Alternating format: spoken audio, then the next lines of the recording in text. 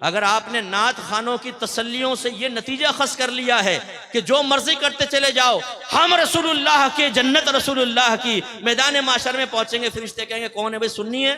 جی سنی ہوں، بس آ جا، جو کچھ کیا کوئی بات نہیں، تو نے چرس پی، زنا کیا، کچھ بھی سنی ہے نا، سیدھا جنت میں چلا جا، جنت تو تمہارا انتظار کر رہی ہے۔ اگر آپ یہ سمجھتے ہیں کہ نعت خانی میں بیٹھنے کے بعد میں نماز قضا کروں، میں لڑکی بازی کروں، میں سیکس چیٹ کروں، میں پورن ویب سائٹ کے وزٹ کروں، میں گندی حرکتوں میں ملوث رہوں اور سرکار مجھے محبت بھری نگاہوں سے دیکھیں، تو یہ آپ کی خام خیالی ہے۔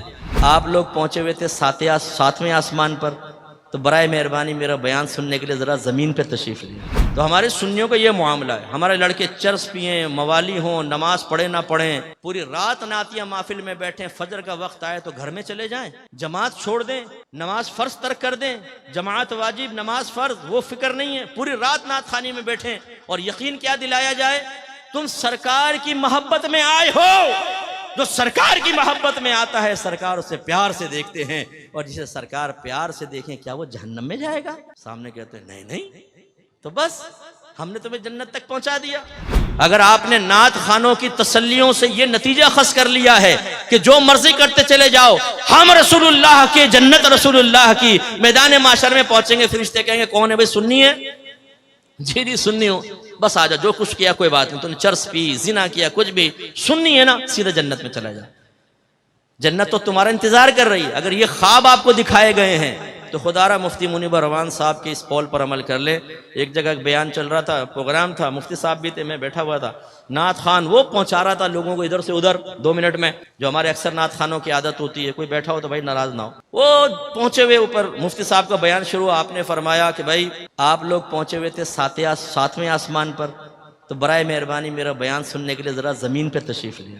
تو ہمارے سنیوں کا یہ معاملہ ہے، ہمارے لڑکے چرس پئیں، موالی ہوں، نماز پڑھیں نہ پڑھیں، پوری رات نعتیہ محفل میں بیٹھیں، فجر کا وقت آئے تو گھر میں چلے جائیں، جماعت چھوڑ دیں، نماز فرض ترک کر دیں، جماعت واجب نماز فرض وہ فکر نہیں ہے، پوری رات نعت خانی میں بیٹھیں، اور یقین کیا دلایا جائے؟ تم سرکار کی محبت میں آئے ہو، جو سرکار کی محبت میں آتا ہے سرکار اسے پیار سے دیکھتے ہیں، اور جسے سرکار پیار سے دیکھیں کیا وہ جہنم میں جائے گا؟ سامنے کہتے ہیں نہیں، تو بس ہم نے تمہیں جنت تک پہنچا دیا، شارٹ کٹ کے ذریعے۔ یہ خواہ تعلیم حاصل کر رہے ہیں، یہ نماز پڑھ رہے ہیں، یہ روزہ رکھ رہے ہیں، یہ گناہ سے بچ رہے ہیں، یہ بیچاروں کو تو پتہ نہیں۔ نعت خان کے پاس ایک عظیم شارٹ کٹ، 1 منٹ میں آپ کو سیدھا جنت کا راستہ دکھا کر، فرشتے بھی کہیں گے کہاں گیا؟ وہ نعت خان کے دامن میں وہ چھپ کر سیدھا جنت الفردوس کے اعلیٰ مقام پر وہاں بیٹھ کے حوروں کے ساتھ چائے پی رہا ہے 2 منٹ میں۔ بھائی اس خواب کی دنیا سے باہر نکل آئیں۔ آپ پہ اور مجھ سے بڑے صحابہ کرام عاشق رسول تھے، ان کی کوئی ایک مثال ایسی بتائیں کہ انہوں نے نبی کریم کے فرمان سننے کے بعد ایک کان سے سنا، دوسرے کان سے نکالا، اور انہوں نے یہ عرض کیا ہو معاذ اللہ کہ آپ کا بنایا ہوا معیار ٹھیک ہے، یہ آپ اپنے پاس رکھیں، لیکن ہم یہ کہتے ہیں کہ آپ کی محبت ہمیں جنت تک پہنچائے گی، لہٰذا ان تکلفات کی ضرورت نہیں، ہم ویسی جنت میں پہنچ جائیں گے۔ ہے کوئی صحابی ایسا؟ نہیں، وہ عشق میں کامل و اکمل تھے، تو کس وجہ سے تھے کہ انہوں نے نبی کریم کی اطاعت کی۔ آج ہمارے سنی نعرہ لگاتے ہیں غلامی رسول میں موت بھی قبول ہے، جو ہونا عشق مصطفیٰ تو زندگی فضول ہے۔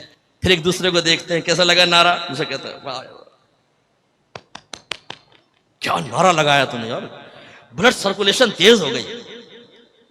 اچھا بھائی کر لے تیز، اب یہ نعرہ بھی لگا کہ غلامی رسول میں داڑھی بھی قبول ہے، کیونکہ سرکار نے فرمایا داڑیاں بڑھاؤ، مونچھیں چھوٹی کرو، اور یہودیوں کی صورت مت بنو۔ یہ نعرہ لگا غلامی رسول میں باقاعدہ علم دین سیکھنا بھی قبول ہے، کہ آپ کے نبی نے فرمایا طلب العلم فریضۃ علی کل مسلم، علم کا حاصل کرنا ہر عاقل بالغ مسلمان مرد و عورت پر فرض ہے۔ اپنے گھر والوں کو نیکی کا حکم دیں، برائی سے روکیں، کیونکہ اللہ نے فرمایا وَأْمُرْ أَهْلَكَ بِالصَّلَاةِ وَاصْطَبِرْ عَلَيْهَا لَا نَسْأَلُكَ رِزْقًا نَحْنُ نَرْزُقُكَ، اپنے گھر والوں کو نماز کا حکم دے اور خود بھی اس پر ثابت قدم رہے، ہم تم سے رزق کا سوال نہیں کرتے، رزق تو ہم تمہیں عطا فرمائیں گے۔ یا ایھا الذین آمنوا قوا انفسکم واہلکم نارا وقودھا الناس والحجارہ، وہ میں نے آیت پہلے بھی آپ کو سنا۔ تو کریں اپنے گھر والوں کی اصلاح۔ بیوی پڑی فجر میں خراٹے لے رہی ہے، شرم و حیا نہیں ہے کہ بیوی کو اٹھاؤ۔ جوان بیٹا پڑا سو رہا ہے، یہ نہیں کہ لات مار کے اٹھائے کمبخت اٹھ۔ ہاں اگر گورنمنٹ آف پاکستان یہ اعلان کر دے جو فجر کی نماز با جماعت ادا کرے گا اس کو 5000 روپے ملیں گے، یہی ابا ہوگا، یہی تھکا ہارا بیٹا یہی زلفوں کی اسیر بنانے والی لیلا، پھر اس مجنون کو اور اس ابا کو دیکھیں آپ، لات مار کے نہ اٹھائے بیٹے کو، کمبخت اٹھ، 5,000 کا معاملہ ہے، 5 تیرے 5 میرے 5 چھوٹے بیٹے کے 15,000 روپے روز ایک نماز کے، پھر 5 نماز، پھر مہینے کی کیلکولیشن کر کے ابا کہہ لو اپنے تو وارے نیارے ہو گئے۔ تو آپ کی بات نہیں کر رہا ہوں، یہ دنیا دار قسم کے لوگوں کی بات کر رہا ہوں، لیکن سوچئے کہ ہم کیا کر رہے ہیں۔ اسی طرح یہ نعرہ لگائیں کہ غلامی رسول میں ہر گناہ چھوڑنا بھی قبول ہے، کیونکہ میری والدہ سیدہ عائشہ صدیقہ رضی اللہ تعالیٰ عنہ کہتی ہیں کہ نبی کریم صلی اللہ علیہ وسلم اپنے ذات کی خاطر کبھی کسی سے انتقام نہیں لیتے تھے، لیکن جب کوئی اگر اللہ کی نافرمانی کرتا تو سرکار اس سے انتقام لیتے تھے۔ انتقام کا مطلب اس پہ سزا جاری کرتے تھے، اظہار ناراضگی فرماتے تھے۔ اگر آپ یہ سمجھتے ہیں کہ نعت خوانی میں بیٹھنے کے بعد میں نماز قضا کروں، میں لڑکی بازی کروں، میں سیکس چیٹ کروں، میں پورن ویب سائٹ کے وزٹ کروں، میں گندی حرکتوں میں ملوث رہوں اور سرکار مجھے محبت بھری نگاہوں سے دیکھیں، تو یہ آپ کی خام خیالی ہے۔ نافرمانی اور محبت رسول جمع ہو سکتی ہے، اس کا انکار نہیں ہے۔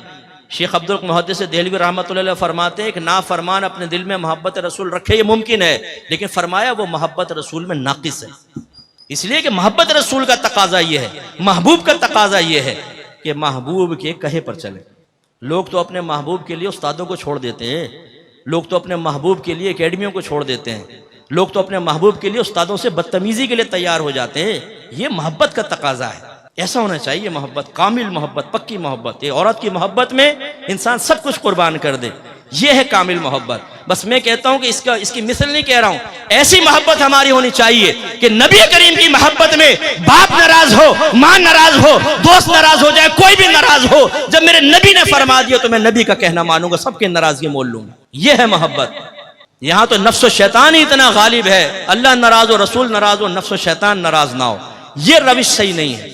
تو اس لیے میں آپ سب سے گزارش کرتا ہوں، آئیے دین سیکھیں، عقائد کی اصلاح کریں، تزکیہ نفس کریں، کتاب اور حکمت سیکھیں، آپ خود بھی سیکھیں، عمر کے کس بھی حصے میں ہوں۔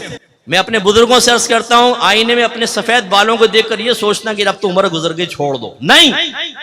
ایک بزرگ کے پاس ایک بوڑھا شخص آیا، کہنے لگا میں توبہ کرنا چاہتا ہوں۔